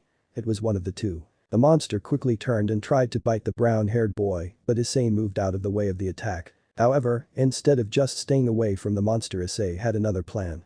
He jumped onto the monster's back, neck, body, whatever it was, and began to squeeze it tightly. Since he isn't able to hurt the snake with a sword, there were multiple ways to kill something, but Issei decided that he will simply cut off the monster's ability to breathe. Issei. Good thing I have a lot of points in my strength state. Let's hope this is enough. As the brown-haired boy squeezed the monster's neck, he saw that the scales under his hands were starting to crack and break. This brought a smirk to Issei's face as the Kosaka began to roar in pain and agony. It tried its best to get Issei off itself, but the brown-haired boy wasn't moving a muscle. Issei. Try all you want, motherfucker. I not moving. The monster roared as it slammed itself onto one of the walls, making sure that Issei took the hit instead of itself. The brown-haired boy screamed in pain from the impact, but even so he still wasn't letting go. It was gonna take a lot more than that to get rid of him, despite the fact that he literally facing a giant snake. He didn't feel afraid of it. This is probably because, compared to the pain, the agony, the fear he went through when he died during his date, the Kosaka was nothing. The brown-haired boy had no reason to fear it. Issei. Die. Blood coughed out of the Kosaka's mouth as it roared in pure agony. It slammed Issei into the wall as it was desperate to get the brown-haired boy off it. Issei. Die. Issei continued to crush the monster's neck as more blood gushed out of the snake's mouth. Meanwhile at the hospital. Night had risen over the town of Kuo. The sun had set not too long ago, so it was still early in the night. Mr. Highschooldxd hasn't returned yet. The doctor was at the receptionist. He was heading to check on a patient naked Isseihyoudou. However, it turns out that he wasn't in his room, he asked, and turned out he left the hospital not too long ago. Nurse. He left not too long ago, said that he needed to take care of something. Doctor? Really? The sun went down a while ago. He's still not back. Nurse. Well, he's doing much better and he will be discharged soon anyway. The doctor let out a small sigh as he crossed his arms. Doctor? Even so, he should be in his room recovering. He did have a nasty wound when he was brought in. Nurse. That's true, how do you think he was still alive? The doctor thought about it for a moment before he gave his response to the nurse. Doctor? Well, humanity is still evolving. Nowadays there are some humans with unique genetics within them. Nurse. What do you mean? The doctor smiled. Doctor? You see, there could be a man with the ability to dislocate his joints and become extremely flexible, or maybe a woman with the ability to survive the harshest of freezing water with no training. The nurse was shocked by this. Nurse. You believe that Mr. Highschooldxd has something like that? The doctor shrugged his shoulders. Not everything can be proved with science. Sometimes there are things that are better left to be unsolved by humanity. Doctor? Who knows, there is so much that we are still learning. But there is one thing I know. Nurse. What is it, doctor? Doctor? All humans may be normal, but on the inside we're monsters. Back with Issei. Level up. Level up. Level up. A small but faint laugh echoed throughout the boss room as Issei had a huge smile on his face, but the brown-haired boy was also panting through his laughs. Issei. I guess ... this means I've become. Issei looked at the now deceased body of Kosaka, who lay coiled around the brown-haired boy lifeless. The once glowing amber eyes of the monsters were gone and replaced by lifeless orbs. Issei. A little bit stronger, right? You have defeated the king of the swamp, the blue venom-fanged Kosaka. Issei couldn't help but grow a small smirk. He actually did it. He had killed the boss. He got to live another way. As Issei panted heavily, he looked at the 2 items he got from killing the boss. The first item was a bag of some kind which he could tell was holding some sort of liquid. Item: Kasaka's Venom Glad. Level of difficulty: A. Type: Poison. Effect: Kasaka's Ironclad Scales. 20% less physical damage. Side effect: muscle damage. -35. Strength. Issei narrowed his eyes at the bag in his hand. The first effect of it sounded really nice. The brown-haired boy could really use that 20% less physical damage. Then again, the side effect is really annoying. Issei is pretty sure that his strength state is nowhere near 30 yet, so if he thought about using the venom gland, then there is a chance that his strength state may go down to 0 or worse negative. Issei: Can't risk it. The brown-haired boy let out a small sigh. Issei: For now I will simply put it in my inventory. As soon as he said that, a screen appeared next to him. Issei chuckled as he placed the venom gland inside. He then turned his attention to the next item he got from killing the boss. Instead of something like a venom gland or a scale, Issei got a weapon, a dagger to be precise. Item: Kasaka's Venom Fang. Level of difficulty: C. Type: Dagger. Attack: +25. Effect: Paralyze. The opponent will be paralyzed at a certain rate. Effect: Bleed. The opponent will lose 1% health every second. Issei couldn't help but whistle at the dagger. Not only did the dagger look good, it also had 2 very nice abilities that the brown-haired boy could use in battle. Issei: A dagger made out of fangs. My attack has basically doubled with this thing, and with these effects. A grin formed on Issei's face. Issei: I think I am gonna be okay for a while, but I can't get cocky. He then looked up at the ceiling with a serious expression. He struggled to beat a monster whose items say they are rank C and A. Just from those alone, Issei can tell that he is gonna have tougher challenges as he continues to level up. Issei: This is only the beginning. Chapter 6. Guess who's back? Third person POV. The sun had risen over the town of Kuo. The sky was clear as it was simply an average day in the small town. However, something was happening at the Kuo hospital. It wasn't anything bad, in fact, it was actually really good. It involved a certain brown-haired boy named Isseihyoudou. Issei panted slightly as he was doing some sit-ups on the hospital ground. Sweat was pouring down his body as he did his sit-ups. He was doing this because he had to finish his daily quest before time ran out. The last thing he needed was to go back to the penalty zone, even though he has leveled up a little, but he still knows that he is nowhere near the level required to take on those centipedes. It has been a few days since Issei defeated that dungeon, and he found out that after the boss died, the dungeon simply disappeared. This left Issei with a few questions, but he wasn't sure how to answer any of them. For now, he just focused on recovering and leveling up, even if it was slowly. If he is correct, then he is gonna face more powerful opponents further on down the line. The brown-haired boy panted as he kept doing his sit-ups. After he was finished with his sit-ups, he was gonna need to do some push-ups. So he did just that. After finishing the sit-ups, he moved on to doing push-ups.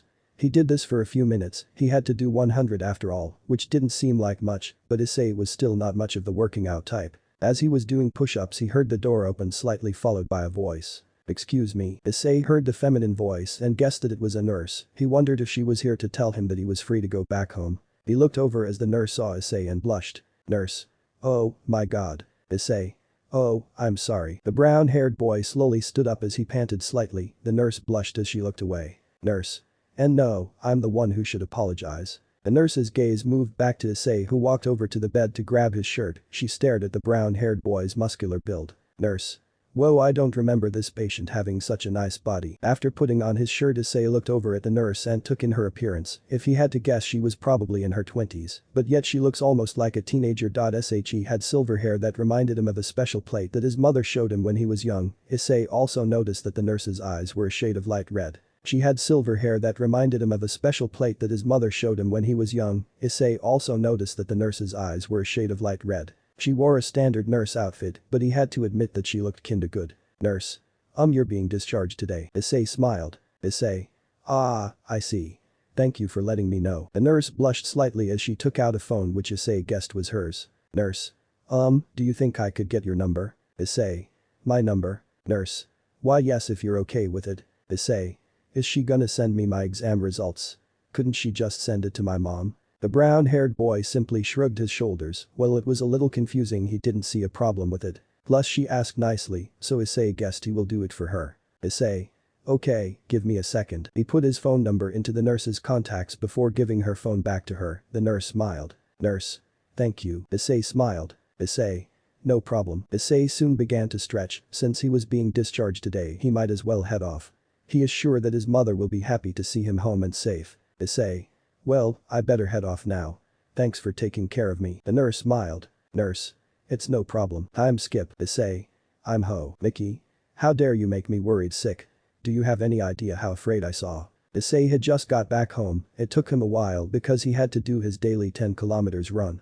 That didn't take too long, but he did have to stop to grab a bite to eat. After he finished with his food he made his way back home, he thought that his mother would be happy to see her son return. But he didn't expect her to end up slapping him repeatedly, then again he can't really blame her for slapping him. Like he was in the hospital for a few days to maybe a week or two, he wasn't really sure how long he was out for. Issei. Ow. Ow. Ow. Mom, stop slapping me. Mickey. No. Not until you learn not to make me worried. Issei didn't want to feel any more slapping, his face was starting to hurt a lot. He grabbed his mother's hand and sighed. Issei. Mom, I'm sorry for making you worried. As he stared at his mother, he saw that tears were threatening to escape the brown-haired woman's eyes. She looked at the ground. Mickey. Do you know how worried I was? I already lost my husband. I didn't want to lose you too. Issei. Mom. He brought his mother close to him and hugged her tightly. The brown-haired woman began to let out her tears into her son's shirt. Issei didn't care about that, his clothes could easily be washed. What is important right now is calming down his mother, that is his #1 priority. Issei. Mom, you don't have to worry. I am going nowhere. Mickey slowly looked up at her son. Mickey. You promise? The brown-haired boy nodded his head. Issei. I promise, now how about we have some? Issei soon stopped and began to sniff the air, for some reason he can smell smoke. There were a few reasons why. The first could be that someone's having a BBQ, the second is that there is a bonfire nearby, or the third is that his mother forgot that she had food on the stove. The brown-haired boy has a strong feeling that it's option 3, he hoped not cause the last time it was the house nearly burned down. Issei. Mom. Mickey. Yes. Issei. I smell smoke. Mickey's eyes widen. Mickey. Crap. Dinner. I almost forgot. But that she ran off into the kitchen, leaving Issei standing in the hallway. He let out a small sigh and shook his head, but a smile grew onto his face. Issei. Same old mom. I'm Skip. It was a new day in the town of Juo. At the highschooldxd residence, Mickey Highschooldxd was fixing her collar. Since it was a brand new day, that means that she had to head off to work and someone had to pay the house bills. As she finally adjusted her collar, she walked to the front door. She reached for the door handle, but she heard a voice. Heading off to work, Mom? She looked behind her and saw her son walking over. One of his arms was under his shirt, scratching his chest. Mickey. Oh, Issei. You were awake. Issei yawned slightly. Issei. I've been up for a while, be careful on your way to work. Mickey took this chance to look at her son. He looked completely different than a couple of days ago. For starters, he was taller now, he practically towered over her. She also noticed that her son seemed to be a bit more muscular, his facial features also seemed to be sharper looking. He just looked like a completely different person to her now, she really couldn't believe that this was her son. Mickey. Issei, have you been working out? Issei. A little. The brown-haired woman walked over to her son and looked up at him. Mickey. You look more buff, plus you are way taller than last time. Issei looked at himself as he simply shrugged his shoulders, he then picked up something from the couch. Issei. I feel fine, Mom, now stop asking weird questions and take this umbrella. Mickey raised an eyebrow. Mickey. Why, I don't think it is gonna rain. Issei. Can't be too careful, the last time you came back home from work you were soaking wet. Mickey paused for a moment before she took the umbrella from her son, she then gave him a quick kiss on the cheek as she turned and walked to the front door. Issei watched as his mother opened the front door and left the house, he made sure to wave goodbye and give her a warm smile. He then looked over at a screen next to him. Push-ups, 100 100s. Sit-ups, 100 100s. Squats, 100 100s. Run 10 km. Issei. I think I will run a little before I head to school. He then looked at one of his arms and saw that he had gained quite the muscle mass, he guessed that it might be because of the points he has put into his strength stat. While working out may also be the cause, to gain the muscle that he has now would have taken many weeks to maybe even months. The only place that the brown-haired boy has been beside the hospital is that one dungeon he did, which he is still wondering about. Does time move differently in the dungeons? Is living in them possible?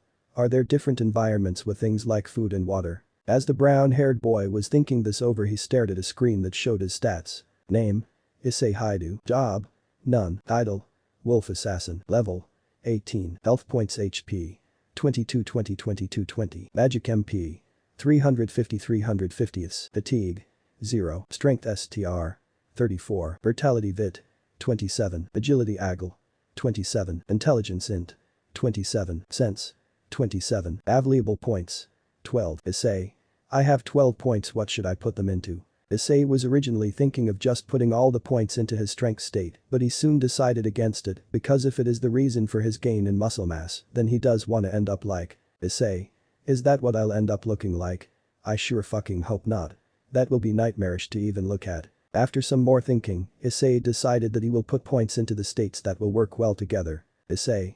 Strength and agility go well together, so I'll invest in agility to start. Senses may also turn out useful. I can't have things sneaking up on me when I'm not looking. And so, Issei began to put his points into his stats. He thought of not putting any into intelligence, because he isn't sure if he could do any magic yet.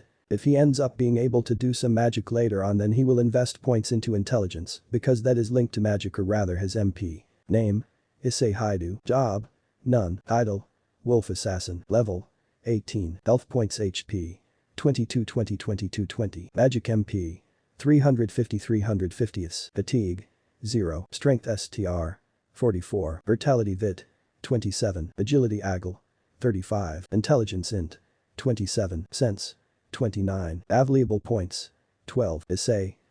This should be good enough for now. Thought I might change it up later on. After doing that, Issei checked the time to see how long he had before he had to go to school. He saw that he actually didn't have long before school started. He let out a small sigh. Issei. Well, better get ready. But that the brown-haired boy made his way to his bedroom and got himself dressed in his Kuo Academy uniform. It was a little tough at first, because his old outfit didn't almost seem to fit him. He struggled to get it on for a little bit, but before long he just stopped because he didn't want to waste any more time. Issei shook his head. It seems like he is gonna have to ask his mother to get him bigger clothes. He was lucky that the hospital was lucky enough to provide him with some clothes to wear when he came back home. Issei wasn't gonna lie, they were much better than those stupid hospital clothes or whatever they were. The brown-haired boy picked up the clothes and quickly put them on. He then walked to the kitchen and made himself a quick breakfast, which was some toast. After eating, he made his way out of his house with his stuff in his hand. Issei then started to make his way toward his school. As he was walking, he was in deep thought, mainly about his second chance. Issei. A second chance. If I keep getting stronger, I'm sure I'll be able to help mom with the rent and find out more about what she was. The memory of Yuma or whatever her name was throwing that spear at Issei flashed through his mind. The brown-haired boy gets the feeling he will be seeing her, or better yet those similar to her, very, very soon. The brown-haired boy gets the feeling he will be seeing her, or better yet those similar to her, very, very soon. When that time comes, he will be ready and he will get some answers to why she tried to kill him. He personally believes it has something to do with the sacred gear she mentioned, but was she talking about the system or about something else? She sounded like she knew quite a bit about sacred gears, so if she was talking about the system, then she would have known that killing him would have activated it. Unless it wasn't the sacred gear she was talking about. Issei narrowed his eyes as he walked down the street of Kuo. Issei. So I had one of these sacred gears, and the system, or did the system just come to me because I was dying? Issei sighed, yet another question to join the line of many he had wondered. Maybe someday he will get the answers he needs, but until then he just has to follow the system's instructions and try to find anything useful. It was a peaceful day at Kuo Academy as there were a few students chatting among themselves. There were also some that were still arriving at the school. One of these people who were still arriving was Isseihyoudou, who had just arrived at the front gate. He stared at it for a moment before he simply walked through it. There were two reasons why he was just staring at it. The first was because of the old memories he had, all the perverted things he did. There were a few things he was proud about and some that he wished never happened. But the second and more important reason was that he was getting strange vibes from the school. The brown-haired boy didn't know why, but it kinda reminded him of Yuma. This put him on guard because there is a chance that one of the students is just like her, but he couldn't tell who it was due to so many people. As Issei walked toward the school building, he noticed that there were eyes on him. He wondered if they recognized him. Girl 1. Whoa, who's that? Girl 2.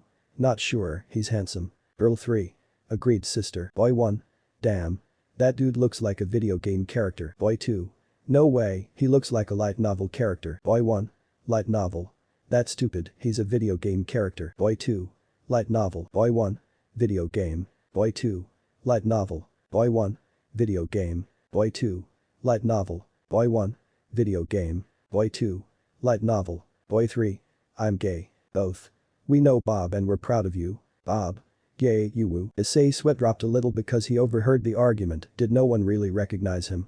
He is pretty sure that he didn't look that much different. The brown-haired boy shook his head as he kept walking, but he soon bumped into someone. Oh, I'm so no way. Issei looked to see who he accidentally bumped into. When he did, he was honestly surprised and slightly nervous because it was Murayama, one of the kendo girls that he and his friends used to peep on. It was Murayama, one of the kendo girls that he and his friends used to peep on. Murayama.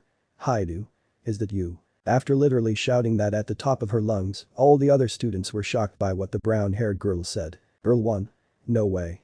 That's Highschooldxd. Girl 2. It can't be. Girl 3. Oh god, I said he was handsome. Boy 1. Video game. Boy 2. Light novel. Boy 1. Video game. Boy 2. Light novel. Boy 1. Video game. Boy 2. Light novel. Boy 4. Will you two shut up? Both? No. Issei let out a small sigh. Issei, good to see you Murayama, how have you been? Murayama. I should be asking you that. What happened to you? She looked Issei up and down, seeing that he was taller and more muscular. The last time she saw the brown-haired boy he barely had any muscles on him. In fact, he was kinda weak and could barely put up much of a fight. But now he looked like someone who has fought enemies for hundreds of years. Issei crossed his arms. Issei. Trip to the hospital, that's all. Murayama raised an eyebrow, that wasn't really much of an explanation. But she had to admit that it was better than absolutely nothing, but that didn't explain the gain in muscle mass. Murayama. And the muscles. Issei. Been doing some daily workouts. Murayama. That's it. The brown-haired boy nodded his head as Murayama was just left in shock. Issei had barely been gone for long, and yet he has changed so much. But she guessed that he was still the annoying pervert like always, once a pervert always a pervert. Issei. Well, I better be off. Gotta get to class before it starts. With that, Issei began to walk off as Murayama watched him. Murayama. There is no way he has changed that much. Issei entered the school building and walked down the hall, passing a few students and some teachers who were shocked to see how much he had changed. The brown-haired boy decided to be nice and greet one of the female teachers that were walking by him. Issei. Hello. Female teacher. Oh, hello. The teacher was a stunningly attractive woman with a voluptuous figure, sexy hip-length black hair that had bangs hanging on the right side with two ahogs, green eyes, a mole under her left eye, and red round glasses, one earring on her left ear, and had very large breast. She wore a green knitted turtleneck, a tight black miniskirt, along with her cross-garter motif stockings, and a white lab coat. Issei. Having a good morning I hope. The female teacher blushed slightly as she saw Issei's handsome face. Female teacher. I am. The brown-haired boy smiled. Issei. That's good to hear. But that he gave a small bow before turning and walking off. The teacher watched him walk off. Female teacher. Who was that? A graduate. No, there is no way I would forget a student as eye-catching as him. Is he a new teacher? She blushed slightly. Female teacher. He is kinda handsome no. What am I thinking? Chapter 7. Devilish Encounter. Third person POV. Class D, your average classroom that could hold around 20 or fewer students. There wasn't really anything special about the classroom unless you ignore the fact that the females do not like their male peers because they are disgusting perverts that only care about the girls' bodies. But besides that, it was just your average classroom. However, this class was about to get a shocking surprise, one that will leave them absolutely speechless. Currently, the class wasn't doing anything special. They were waiting for their teacher to arrive so they could get the day started. Some were talking to themselves, some were on their phones looking at photos, videos, or simply playing games. Girl 1. Hey, you planning anything for the weekend? Girl 2. Not that I can think about. Girl 1. Well, you wanna come over to my place for the weekend? Girl 3. I like that idea, we can all have a little sleepover. Girl 2. Not sure. Girl 1. Come on, girl. I got those one-piece Onepiece pajamas. Girl 3. Wait, you mean the ones with? Girl 1. Yep. Girl 2. Alright, I'm in. The first girl giggled as the third one shook her head at her friend. Just then they heard the door open which gained the students' attention. They looked over and saw their teacher walking into the classroom. The boys started drooling at their teacher's appearance. Their teacher was an extremely beautiful woman who appeared to be in her 20s. She had long purple hair and red eyes. She wore a white shirt with the top unbuttoned with a black long-sleeve suit over the top. She also wore skin-tight pants that showed off her hips, the main reason why the male students were drooling. She also wore skin-tight pants that showed off her hips, the main reason why the male students were drooling 39. The female students glared at their male peers, they were disgusted by their perverted expressions. Girl 1. Stupid pervert. Girl 2. Disgusting. Girl 3. How dare they drool at Miss Scathach like wild dogs. The teacher named Miss Scathach overheard her female students and couldn't help but feel disgusted too.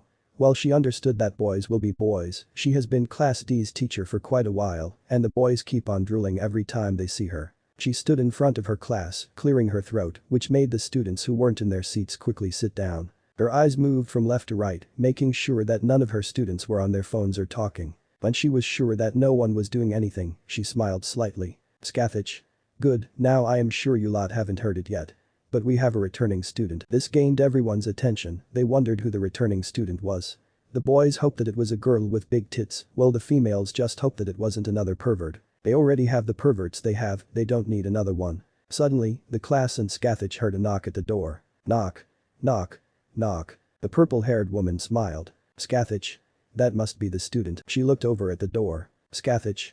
Come in. The door opened and the person walked in, Scathach's eyes widened, as well as the Class D students. The person was someone very familiar to them all, someone who the females despised, but looking at them now they were shocked. The males were honestly surprised and disappointed, they were hoping for another female student. The returning student was a certain brown-haired boy named Isseihyoudou, the leader of the infamous perverted trio. Only this time, his appearance was much different than the last time anyone saw him. For starters, he was much taller, if they had to guess maybe around 6 foot or something along those lines.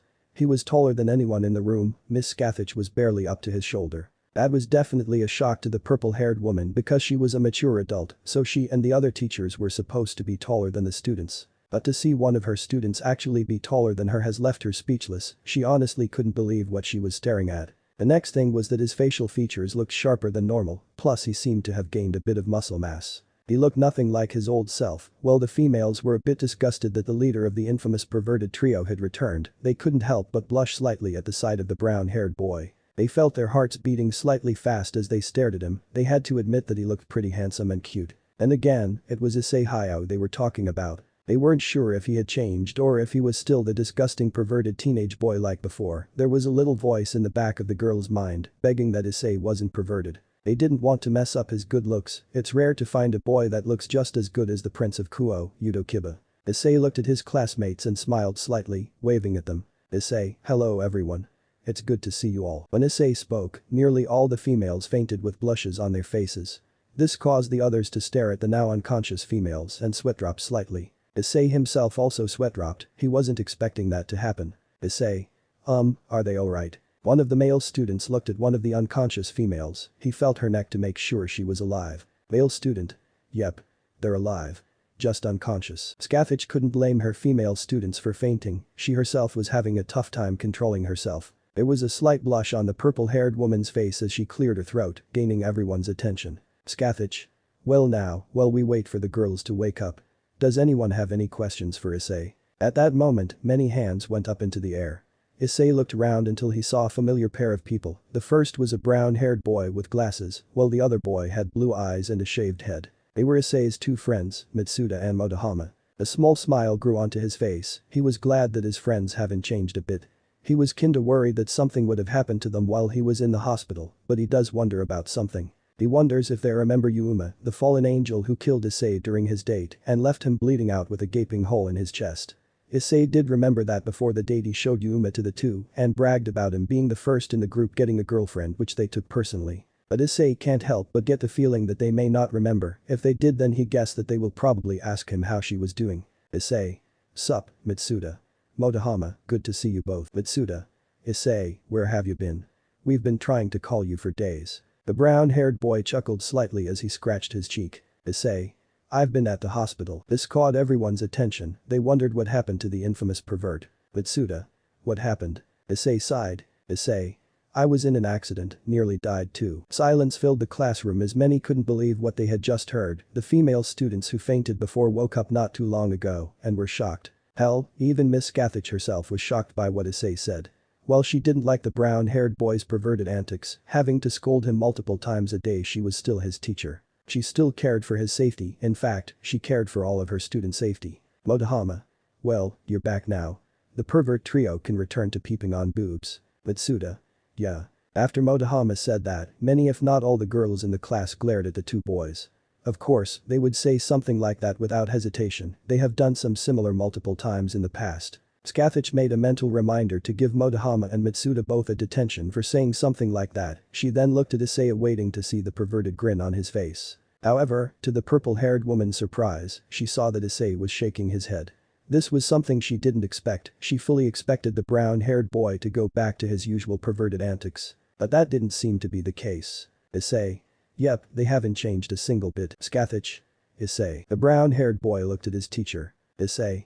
Yes, teach. Scathach. You may head to your seat, everyone can ask more questions during lunch. Issei nodded his head as he walked over to his desk, he pulled the chair out and sat down in it. As soon as he sat down his gaze moved to his right as he saw someone who was giving off a strange aura. The person was a petite girl with white hair and gold eyes, the front of her hair has 2 long bangs going past her shoulders and several loose bangs hanging over her forehead, while the back has a short bob cut. She also wore a black cat-shaped hair clip on both sides of her hair. This person was Taoju Kaneko, also known as the Mascot of Kuo. Issei didn't really know much about her because he had seen that she prefers to be alone. Issei also knows 2 more important things about her. The first is that she has a deep hatred for perverts, not sure if it has anything to do with her past or if she just hates them in general. The second thing that Issei knows is that Kaneko is fond of sweets, whenever he did see her sitting by herself eating chocolate bars and other types of candy. That was all that Issei knew about the white-haired girl, nothing more and nothing less. However, as he stared at her, he couldn't help but feel a kind of familiar aura coming from her. The aura reminded the brown-haired boy of Yuma or whatever her name was. But it wasn't actually the same, it was different. The aura coming from Kaneko felt more devilish. Issei. This aura, it feels the same, but different at the same time, I'm not too sure, but I should stay on guard just in case. For the rest of the class, Issei kept a close eye on Kaneko as he listened to his teacher. She didn't seem to be giving off any malicious intent or anything, plus the system hadn't popped up in front of him yet. The brown-haired boy wondered if the system doesn't see Kaneko as a threat. He wondered if someone had to actually try and attempt to threaten his life for the system to react. Would he have to kill them? Is that something Issei can even do? He has killed monsters like those Rakens and that king of swamps, but would he be able to handle killing another human? Issei. Will I? Can I even do something like wait a second. Something just hit Issei, what if they weren't human? Yuma looked like a human, but she turned out to be some kind of evil angel, so she wasn't technically human. Issei could kill her. If Kaneko was something similar, he could kill her if she tried to attempt something on his life. But he has no idea how powerful she is, for all he knows she could be way stronger than Yuma or the king of the swamps he fought. He will have to be careful around her and stay on guard. Time skip. After a long hour of listening to his teacher, the bell finally rang which signaled the end of the class.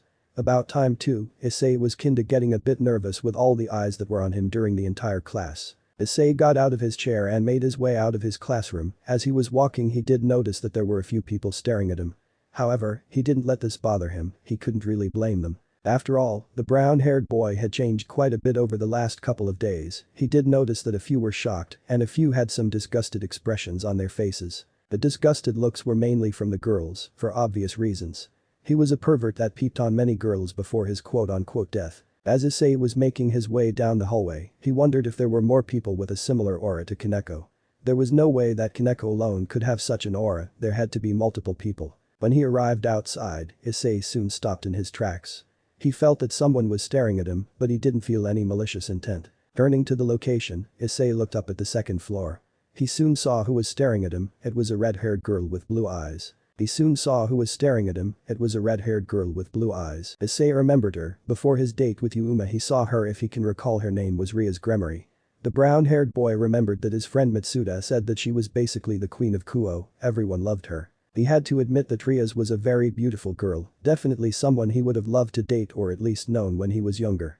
But he knew that she was leagues above him, plus every boy in the school would have killed him if Issei even tried to approach her. He also remembered that she was the president of the occult research club, but Issei wasn't sure what the club was about though, he didn't look that much into it before his date. Issei's brown eyes locked onto her blue eyes, she had a very similar aura to Kaneko, but on a much higher level. Did that mean that she was stronger? He still didn't sense any malicious intent from her, did she not see him as an enemy? Or is she really good at hiding her intent? The system had still not popped up with any warning yet, so the brown-haired boy guessed he was safe for now. Issei. Might as well try and be friendly, can't show her that I'm a threat to her. He stared at the crimson-haired girl and gave her a wave, she looked surprised at first, but she soon smiled and waved back. This was a good thing, then again she could be acting. But, he could just be overthinking this entire thing. After waving at Rias, Issei saw her walk away from the window. This allowed Issei to let out a small sigh, he then looked to his right as a screen appeared. Name? Isseihyoudou. Job? None. Title? Wolf Assassin. Level? 18. Health points HP. 22 20 22 20. Magic MP. 350 350ths. Fatigue. 0. Strength STR. 44. Vitality Vit. 27. Agility AGL. 35. Intelligence Int. 27. Sense. 29. Available points. 0. Issei. I need to get stronger if I want to survive in this world. I have to, for myself and for my mother. The brown-haired boy's eyes seemed to glow slightly as he turned and began to walk off. He said it once, he will say it again. He was given the second chance and won't let it go to waste. Unknown to Issei, he was being watched by Rias' gremmery once again. Rias. That boy. After she waved at him, she didn't actually walk away from the window. She merely hid to the side and watched him. She saw that he was looking at something to his right. Was it his sacred gear? She didn't sense one from him, but she did sense something. Her entire body was telling no, it was screaming at her that the brown-haired boy was strong, that his strength was something that could assist her in the long run. But she wondered, how did he survive the attack from the fallen angel? Rias walked away from the window and sat down on a couch. Standing next to her was a beautiful young woman with a voluptuous figure, very long black hair, and violet eyes.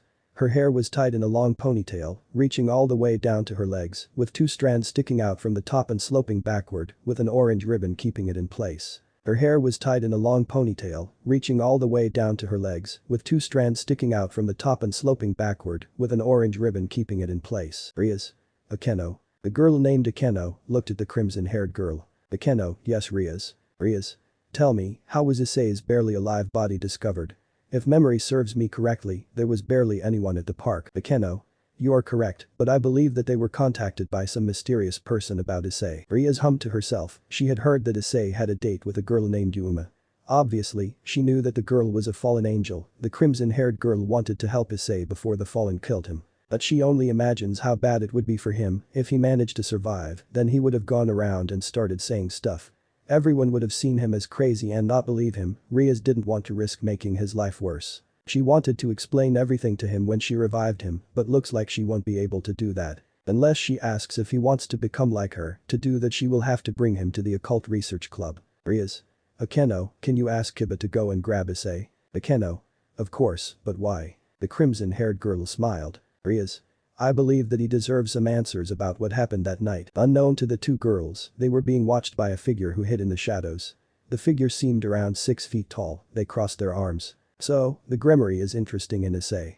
Not really a surprise. The figure turned toward Issei's direction, watching the brown-haired boy walk off to find a spot to eat some food. Issei, when the time for you and I to meet each other, face to face, I hope you will forgive me. With that, the figure disappeared in a flash of red light. Let me know in the comments below if you guys want the next part. Also check out my other video that has been shown and left. Thank you for watching. If you enjoyed this video, please like and share this video. And have a fantastic day. Bye.